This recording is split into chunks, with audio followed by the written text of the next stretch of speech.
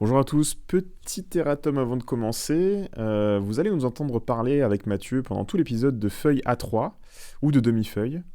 Bon, évidemment, vous aurez compris qu'en fait on parle de feuilles A5 et non pas A3. Mais bon, comme il n'y a aucun de nous deux qui a réussi à détecter l'erreur avant la fin de l'enregistrement, eh bien, on en est là. Voilà, sur ce, je vous souhaite une bonne écoute.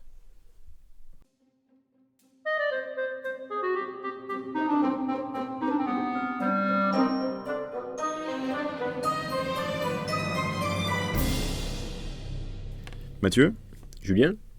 je propose qu'on continue notre petite série dédiée aux joueurs non initiés, Hmm. que à la base j'avais intitulé de viewers à joueurs. Vous m'avez repris à raison, et donc maintenant ça s'appelle de spectateurs à joueurs, parce que c'est quand même... Il y a quand même un terme français qui existe. Donc, Oui, on va pas le mettre au placard. non, il est bien. Il a rien fait, le pauvre. Spectateur. En plus, je trouve que ça sonne bien, spectateur. Tu vois. Spectateur. Voilà. C'est pas un mot chiant, genre comme Et- clafoutis, tu vois. C'est genre spectateur. Et alors, spectateur, et je rajouterais que dans spectateur, il y a spec, et ça se mange. Bon, bref. Bon, allez, c'est bon. Bon, aujourd'hui, comment créer un scénario rapidement. Alors, pas un scénario rapide, mais créer un scénario rapidement. Rapidement, oui, c'est pas pareil. Il y a quelques critères à prendre en considération. Déjà, il faut faire un scénario qui va être motivant pour les joueurs, qui va donner envie aux joueurs d'avancer dans l'intrigue. Oui. Mais, et attention, c'est important, il ne faut pas que ce soit un scénario qui soit trop oppressant pour les joueurs. C'est-à-dire qu'il faut que les joueurs puissent sentir qu'ils sont libres de ne pas faire le scénario, en fait. Oui. Si besoin. Oui, En ultime recours, on va dire. oui, bien sûr. Il faut qu'ils sentent que c'est ça qu'ils doivent faire et que c'est là qu'ils vont vivre le plus de choses intéressantes. Mais il faut pas qu'ils ressentent cette limitation, en fait. Il faut qu'ils sentent la liberté dans votre scénario. Exactement. Est-ce que toi, tu as en tête l'écriture d'un scénario qui t'a pris très peu de temps à écrire, mais qui s'est révélé être particulièrement pertinent lors de la séance? Alors, moi, le meilleur conseil que j'ai à vous donner, si vous êtes débutant, évidemment, attention, je m'adresse vraiment à ceux qui ont envie de De découvrir. percer, ouais. de- De de- percer dans le milieu du jeu de rôle. de- Dès le début. Non, c'est un peu trop. De découvrir le jeu de rôle tranquillement, c'est mon conseil.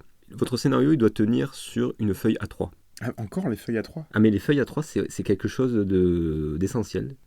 Et vous marquez la motivation de votre groupe de joueurs.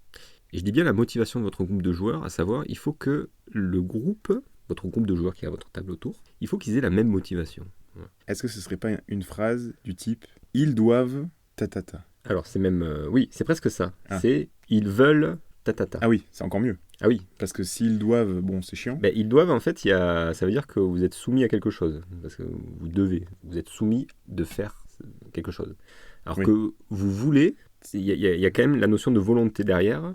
Ouais. Et la volonté, c'est très important dans le jeu de rôle.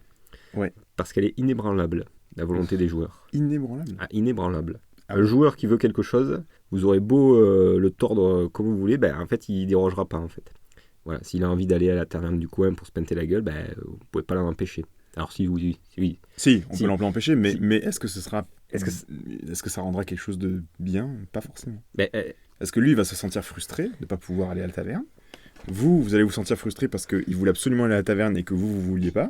Donc au final, tout le monde est frustré dans l'histoire. Au final- Alors que si vous, en tant que maître du jeu, bah, vous jouez le jeu, vous dites, tu vas aller à la taverne? ok, on va à la taverne. Et là, tatati tatata. Après, libre à vous de trouver la façon de le faire rebifurquer, de réattirer son attention sur le scénario, voire de replacer dans la taverne un élément que vous aviez prévu qu'il rencontre ailleurs, toujours dans une optique de faire dérouler l'intrigue. Après, et là, tu m'arrêtes si je me trompe, mais il y a des moments où les joueurs ont décidé de manière consciente, quoi. Il y a une... Consensuel. Là, il y a une volonté, comme vous dites, une volonté inébranlable Oui. de ne pas suivre le scénario qu'on avait prévu. Voilà. Et ça, c'est une maladie chronique. Hein. Alors, c'est une maladie, Euh, mais j'ai envie de dire c'est un peu comme la folie, c'est-à-dire c'est une maladie dans laquelle la personne ne souffre pas forcément, c'est-à-dire que le groupe de joueurs a décidé d'être malveillant envers le scénario. inconsciemment. Inconsciemment. Non, ou consciemment. Consciemment. Ou consciemment. Parfois, des fois, ça arrive rarement, on est d'accord. Parce que, normalement, vous jouez avec vos amis, et vos amis enfin, sauf exception, après je connais pas vos amis, mais ils vous veulent pas forcément du mal, donc ils vont aller dans votre sens, donc ils vont suivre un minimum votre scénario, même si ils vont peut-être faire les abrutis pendant quelques minutes, Oui. mais au bout d'un moment ils vont dire bon allez, c'est bon là maintenant on va aller sauver, le gamin qui s'est fait kidnapper. Oui, on va faire ce que tu as prévu. Voilà. Voilà. Mais ça peut arriver aussi que vous ayez des amis, non pas qui vous veulent du mal, mais qui ont sciemment envie de faire autre chose, ou qui ont particulièrement pas envie de faire la quête que vous leur proposez parce que ils sont pas d'humeur à ça, en fait, tout simplement. Peut-être que c'est une table que vous avez depuis un moment, et que là, pour une fois, aujourd'hui, c'est détente, ils ont pas envie d'aller sauver le monde, quoi. Ouais. Allez, ça arrive, hein. Que quelqu'un d'autre y aille, en fait, finalement. Oui, pourquoi moi? Et voilà, Moi, j'ai rien demandé. Je suis avec mon verre, Voilà. autour de la table, en bois, massif, à la taverne. à la taverne. Voilà. Il y a une la bonne bonne musique. ambiance. Il y a une bonne musique. Voilà. Il y a des gens sympas. Pourquoi aller s'embêter à sauver le monde, finalement? Si ce n'est que ça serait sauver la taverne en même temps. Ah, ça peut être une motivation, du coup. Sauver la Terre? Sauver la taverne. Ah, mais... mais vous voyez, c'est comme ça. C'est comme ça qu'on trouve le filon. Voilà. Ouais. Si les mecs, ils ont envie d'aller à la taverne, eh ben, vous savez quoi? Vous avez pourri mon scénario, eh ben, je vais vous pourrir votre taverne. Oui, bon, après, il faut pas le dire comme ça. Oui, il faut pas rentrer dans une relation toxique avec ses joueurs non plus. Quoi. Non, pas du tout. Non, c'est toujours... cordial. Hein, oui, mais bien sûr, oui. Ouais, on est taquin. Non, mais voilà, en fait, en gros, pour résumer ce qu'on veut dire... Oui, en parce fait, qu'on se perd un peu, oui, on se perd en lucidité. Voilà, donc, on reprend le focus, et en gros, ce que je voulais dire, c'était que parfois les joueurs bifurquent, ne font pas ce qu'on attend d'eux, il faut pas oublier une chose qui est très importante. Et là, j'insiste. C'est-à-dire que, bon, là, on rigolait un peu. Là c'est important. Insistez. Là, j'insiste. Là. À partir du moment où vous lancez la partie, ce n'est plus votre scénario, ce n'est plus votre histoire, c'est celle des joueurs. Et de vous. Et de vous. Mais alors, oui, mais là, on a un peu un point de dissension. Là, t'es en train de détruire mon effet, en fait. Là, alors, j'ai essayé d'appuyer quelque chose d'important. Oui, évidemment que l'histoire, ça continue, c'est d'être une musique, etc. C'est bon, ça va? C'est très important ce que vous dites. Donc, je reprends, c'est très important. À partir du moment où vous lancez la partie, ce n'est plus votre histoire, c'est celle des joueurs. C'est à vous d'adapter ce qui se passe pour que les joueurs passent un bon moment. C'est la plus grande leçon à retenir. Voilà. Ne vous acharnez pas sur un scénario que vous avez préparé parce que vous êtes fier de votre scénario, parce que vous êtes fier de l'idée que vous avez eue. C'est pas comme ça que vous allez passer une bonne soirée. Vous allez passer une bonne soirée si vous suivez les joueurs dans leur délire et que vous essayez de les suivre et de construire sur ce que eux vous donnent. Et ça demande un travail sur son ego assez conséquent. C'est presque du développement personnel à ce niveau-là. C'est du détachement de son ego. Exactement. Oui. Le terme est dit en fait. Le terme est lâché. Il est lâché. Il gambade dans la nature. Et je pense qu'il va faire réfléchir plus d'un. Pensez, quand vous écrivez un scénario, que potentiellement les joueurs ne vont pas suivre ce que vous aviez prévu. Et c'est pas grave, c'est même plutôt une bonne chose. Ça veut dire qu'ils sont impliqués dans l'univers que vous avez initié, écrit pour eux.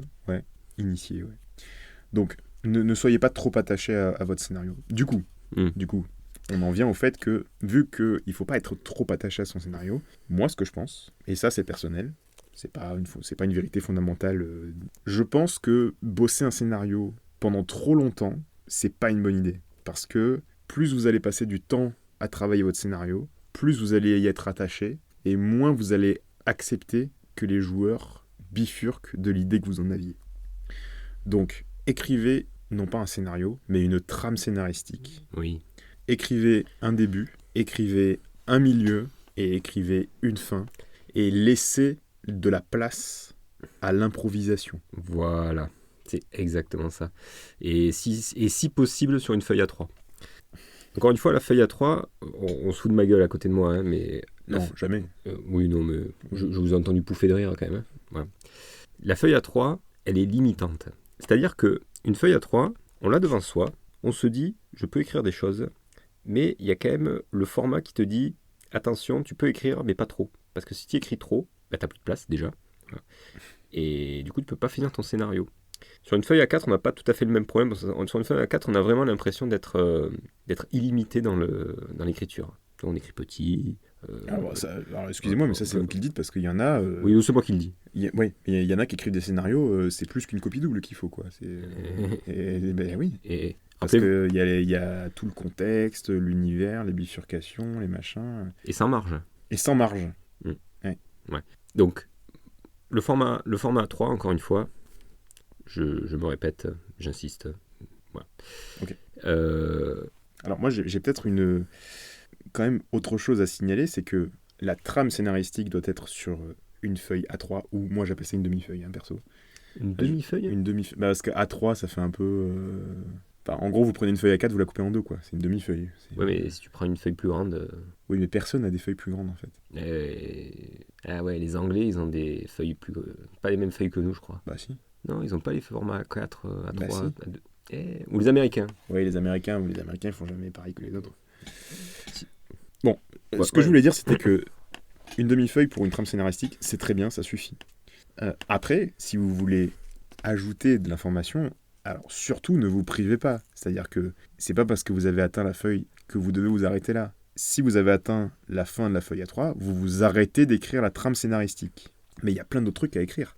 Il y a l'endroit où ça se passe, le décrire, expliquer son historique, son climat, son régime politique, l'économie qui a lieu à cet endroit-là, éventuellement les factions qui s'affrontent. Alors, ouais. Et après, ça peut prendre une feuille A3, mais vous pouvez ensuite faire d'autres feuilles A3 sur justement chacune des factions. Et surtout, et là j'insiste, encore une fois, c'est l'épisode où j'insiste sur des trucs. Mais, oui. Voilà. Oui, on va insister. Et là j'insiste, n'hésitez pas à faire des feuilles A3 dédiées à des PNJ. Développer un PNJ, c'est pas quelque chose d'inutile, jamais. Un PNJ, même si les joueurs ne vont pas dans le scénario que vous aviez prévu, un PNJ, ça peut être réutilisé à plein d'endroits différents. Si vous passez du temps sur un PNJ, ce sera jamais du temps perdu. Écrivez des PNJ qui soient originaux et profonds. Et je vais pas aller plus loin que ça parce que, à mon avis, ça fera l'objet d'un podcast dédié parce que c'est quand même un sujet important. Et petite astuce aussi, c'est choisissez un univers que tout le monde connaît. Et ça vous évite de vous étendre trop longuement sur l'explication de l'univers. Parce que si vous prenez un univers que tout le monde connaît, vous n'avez pas vraiment besoin d'expliquer ce en quoi il retourne. Tout le monde, si vous dites, tiens, on va jouer dans le monde de... Star Wars. Voilà, Star Wars. Alors là, excusez-moi, mais s'il y en a un qui lève la main qui dit « moi je connais pas Star Wars », bon, déjà vous lui montrez les films parce que c'est quand même important, quoi. Oui, voilà, vous arrêtez de faire du jeu de rôle, du coup, déjà, vous montrez les films. Alors, pour l'anecdote, mon grand-père, qui se prétendait lui-même cinéaste amateur, a toujours refusé de voir les Star Wars. Ah. Bon, je m'entendais pas très bien avec lui, mais un jour, je lui ai parlé quand même, tête à tête, repas. Voilà. Je lui ai dit, toi qui es un cinéaste dans l'âme, finalement, est-ce que tu peux vraiment t'offrir le luxe de passer à côté d'une série de films qui ont autant marqué leur génération ? Vous savez ce qu'il m'a répondu ? Non. Eh ben, il m'a répondu, je les verrai pas. Donc il ne t'a pas expliqué, parce que tu avais quand même un argument assez convaincant. Et moi, lui... il me semble. Oui, donc moi j'essaye de me mettre à la place de votre grand-père. Ouais. Et c'est vrai que c'est pas la réponse que j'aurais dit. Non. Enfin bon, bref, parenthèse fermée. Mais c'est pour dire que des fois, quand on est borné, faut, voilà. Bref, donc choisissez un univers qui est familier pour vous et pour vos joueurs. Alors non seulement ça va vous épargner du temps d'explication pour expliquer l'univers, déjà première chose. Donc, toujours dans une optique de gagner du temps, parce qu'on avait dit que c'était quand même ça, le nerf de la guerre, c'était de gagner du temps dans l'histoire. Oui. Donc choisissez un univers auquel tout le monde est familier.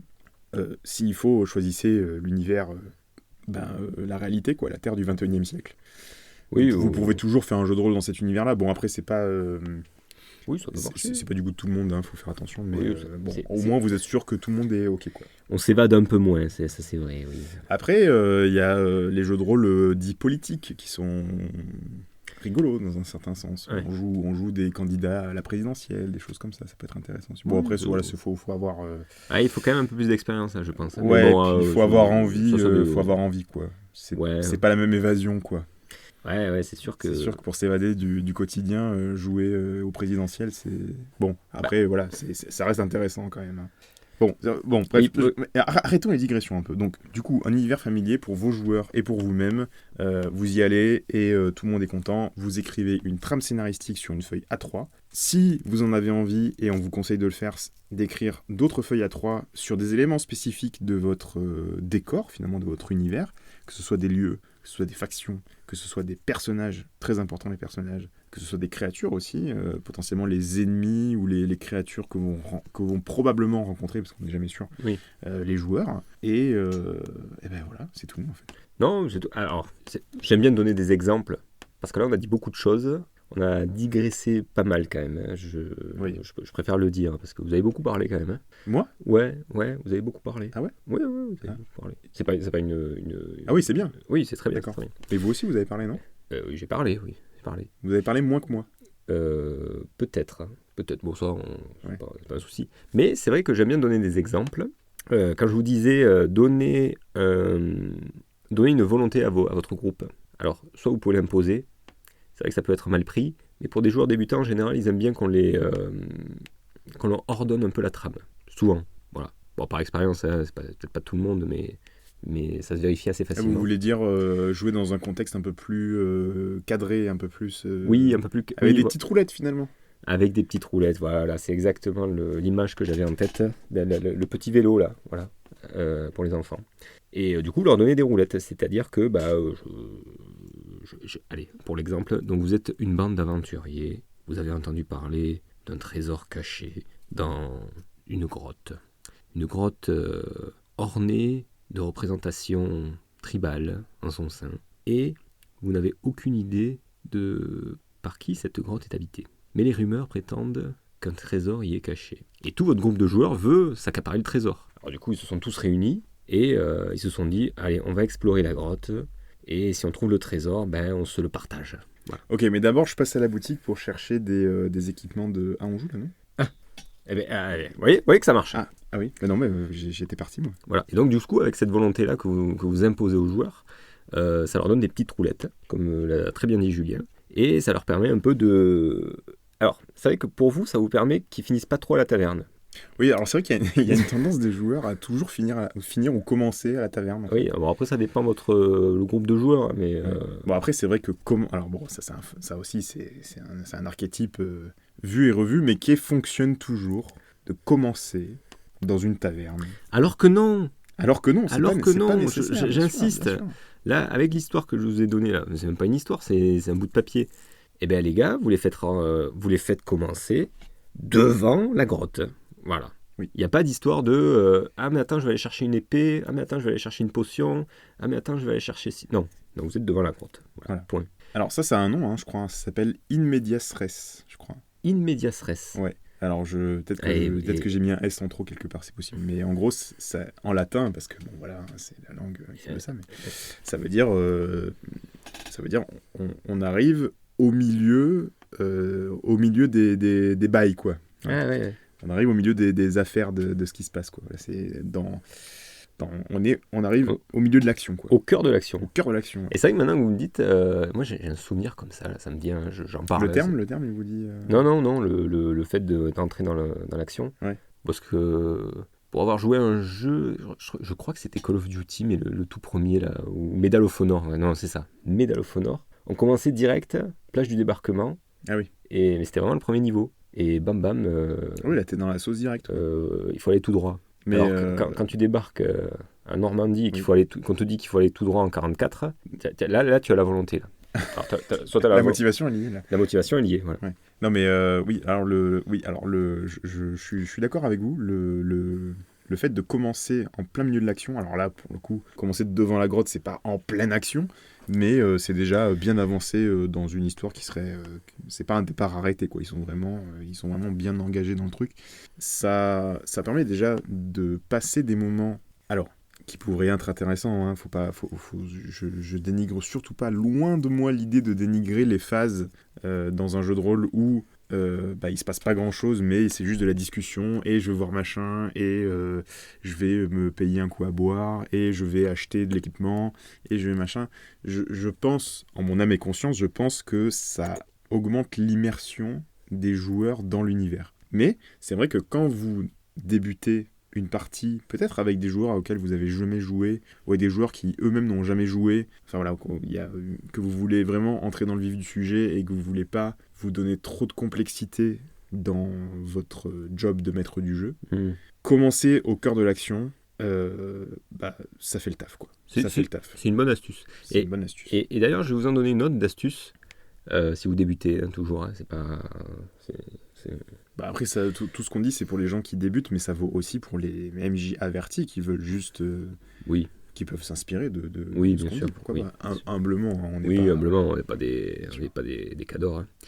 Non, je vous donne une autre astuce, c'est... dites à vos joueurs, donc ce que je vous ai dit, hein, vous les motivez, vous les faites commencer. Dites à vos joueurs, vous avez 1 heure. On a 1 heure juste pour jouer. 1 heure, 1 heure et demie. Voilà. Mais vous leur dites, voilà, ça commence, vous avez 1 heure. Alors 1 heure, c'est le strict minimum. 1 heure... Oui, moi, je dis 1 heure, mais vous pouvez dire 2 heures. Mais 1 heure, c'est très bien. Alors, attention, quand même. Parce que 1 heure, c'est j'allais dire challenging, j'allais dire un anglicisme. Oulala. Donc, c'est très difficile. C'est très difficile pour quelqu'un qui est pas forcément à l'aise avec le fait de masteriser une partie ou même de jouer. Faire tenir une partie dans 1 heure, c'est très difficile. Parce qu'il ne faut pas hésiter, il faut aller au tac des choses, il faut être pertinent quand il y a un joueur qui dit « je veux faire ça », ok, tu fais ça, ok, tu lances tel G, tu lances tel D, voilà. Vous êtes à l'aise avec ce que vous faites. Là oui, 1 heure c'est possible.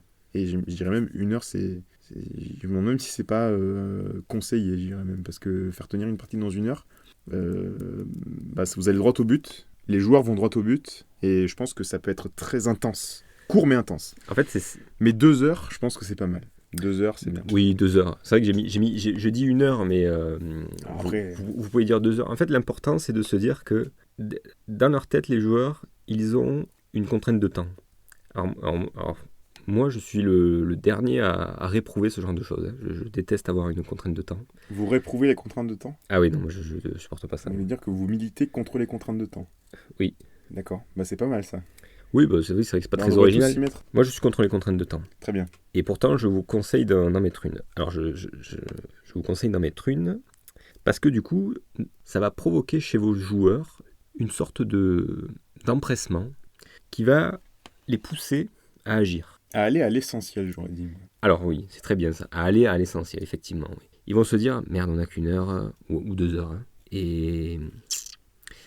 Alors, j'ai pas le temps de tergiverser. Donc je suis devant la grotte, je vérifie bien mon équipement et je commence à regarder un petit peu ce qu'il y a en haut de la grotte, vu que tu as dit qu'il y avait des enluminures, un truc comme ça, là, des effigies tribales. Voilà. Tu vois, le gars, il réfléchit en fait. Il réfléchit rapidement, il te dit un truc. Parce qu'il sait que la partie va se terminer à 22h par exemple, et que du coup, si tu finis pas le scénario, il faudra le faire la semaine prochaine.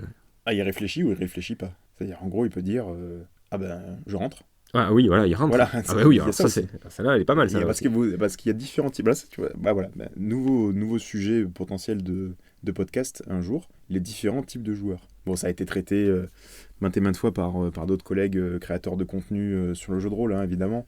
Il y a différents types de joueurs, et le joueur qui va vous dire... Alors, en général, il y a toujours un joueur qui va vous dire, moi, j'observe, t'as dit qu'il y avait des peintures pariétales, moi, j'avance. Voilà. Du coup... toi t'étais en train de regarder les peintures, mais il y a machin qui a avancé, donc qu'est-ce que tu fais ? Tu le suis ? Et là en général le mec qui était en train de regarder les peintures, il vous dit je le suis parce que et là déjà ça commence à être marrant là. Voilà, et là déjà il y a une situation qui est relativement comique, ouais. Il y en a un qui rentre, il y en a un autre qui regarde, il fait tout noir, il rentre quand même, et là il commence à y avoir des idées qui émergent. Non, voilà. Ouais. Vous avez vu l'heure ? Il est temps de conclure là. Eh concluons. Bon, je pense que tout est dit. Une trame sur une feuille A3. Ouais. Le reste, les lieux, les personnages, on va pas se répéter, aussi sur une feuille A3. Faites-le, ça prend pas beaucoup de temps. Ça prend pas beaucoup de temps. Ça remplir une feuille A3, vous allez pas me dire que ça prend du temps. Ouais, ça vous prenait combien au lycée ? Vous prenez l'univers que vous préférez. Vous prenez une trame scénaristique. Elle a pas besoin d'être compliquée, pas besoin d'être originale. Prenez une trame scénaristique d'un film qui vous plaît. Mixez les univers. Prenez la trame scénaristique d'un Indiana Jones et mettez-le dans l'univers du Seigneur des Anneaux. Ça marche très bien, vous verrez, vous arriverez très bien à trouver ce qu'il faut. Ne vous prenez pas la tête, jouez. jouez. Jouez et, je dirais même, riez et festoyez.